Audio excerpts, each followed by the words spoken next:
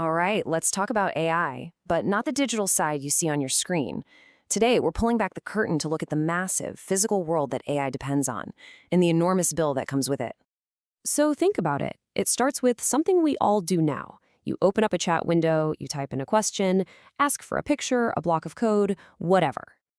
And boom, like magic, this incredibly complex, often brilliant answer just appears on your screen. The digital world does its thing. But what really just happened? In the physical world, what gears started turning, what resources were just burned somewhere on this planet to make that little bit of magic happen? Well, that is the story we're diving into today. It all begins with the hardware. I'm talking about the literal brains of the operation. The silicon chips that are getting so powerful, so fast, it's hard to even wrap your head around. I mean, just look at this roadmap. The acceleration is just mind-boggling. Companies like Nvidia are on this blistering pace, and we're talking about computation measured in exaflops. You know what that is? That's a billion calculations every single second. This is the raw horsepower that makes all of this AI stuff possible. And all that power, it has a very real, very hot physical consequence. You see, when you stack racks and racks of these new GPUs together, they generate so much heat that good old-fashioned air conditioning just can't handle it anymore.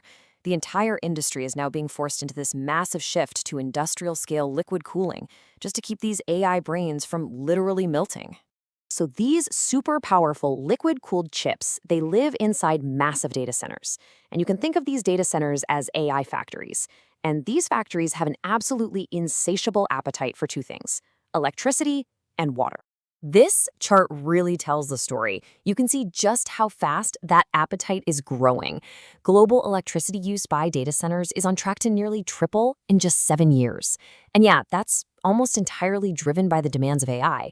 We're talking about a jump to almost 1,000 terawatt hours by 2030.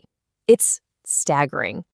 To really put that number into perspective, the International Energy Agency estimates that by the end of the decade, the world's data centers will need as much electricity as the entire nation of Japan. You know, the third largest economy on the planet. And it's not just about power, it's about water, too.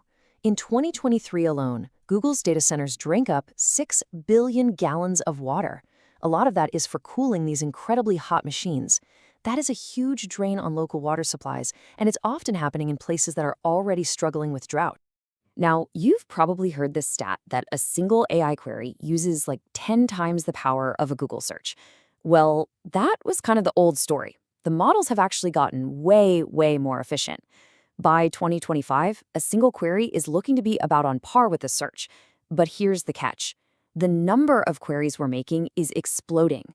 So even though each one is more efficient, the total demand for energy just keeps climbing.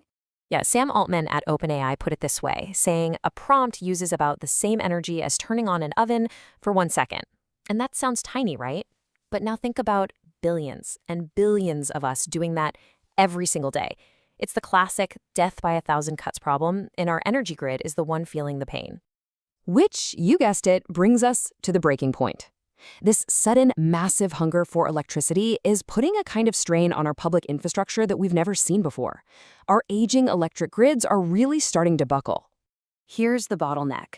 The utility companies just can't bring new power sources online fast enough. Doesn't matter if it's solar, wind, or natural gas. Take the PJM region, a huge grid operator serving 67 million Americans on the East Coast. The waiting list to just connect new energy projects to the grid, it's jammed solid. Some projects are waiting years just to get plugged in. And what happens then?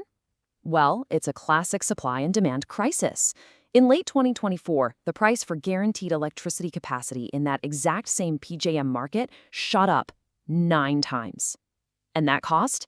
It doesn't just vanish, it gets passed right on down to the customers. And this is where it hits home. A study from Carnegie Mellon projects that this whole data center boom is going to raise the average U.S. electricity bill by about 8% by 2030. But what if you live in a data center hotspot like Northern Virginia? Well, you could be looking at your bill jumping by over 25%. This is the hidden cost, and it's showing up right in your wallet. So, faced with this massive, looming power crisis, big tech is now in a desperate scramble. I mean, they are making some truly radical moves to find huge, reliable, and carbon-free sources of energy to power their AI dreams. And this isn't some far-off prediction. This is happening right now. Just look at this timeline. Microsoft, Amazon, Google, one after another, they're all striking these massive deals for nuclear power. Why? Because it's a source that can provide that 24/7, always-on energy that data centers absolutely have to have. And the most unbelievable example of this has to be Microsoft Steel to help restart the 3 Mile Island Unit 1 reactor. Yeah, that 3 Mile Island, the plant that's famous for being shut down. It is being brought back from the dead, it's getting a new name, and its main job will be to power Microsoft's data centers. That just shows you the incredible scale of this energy hunt. And you're going to hear this term SMR a lot. It stands for Small Modular Reactor. Basically, these are next-generation nuclear reactors. They're much smaller, they can be built in a factory and then installed on site.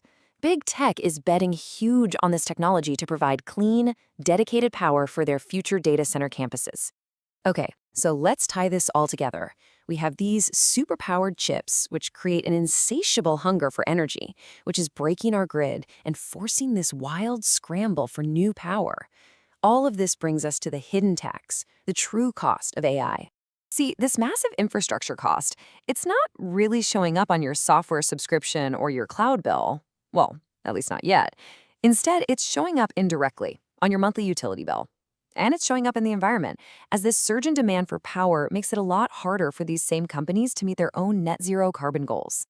Look, there's no question that AI is a revolutionary technology. It really has the power to reshape our world, hopefully for the better.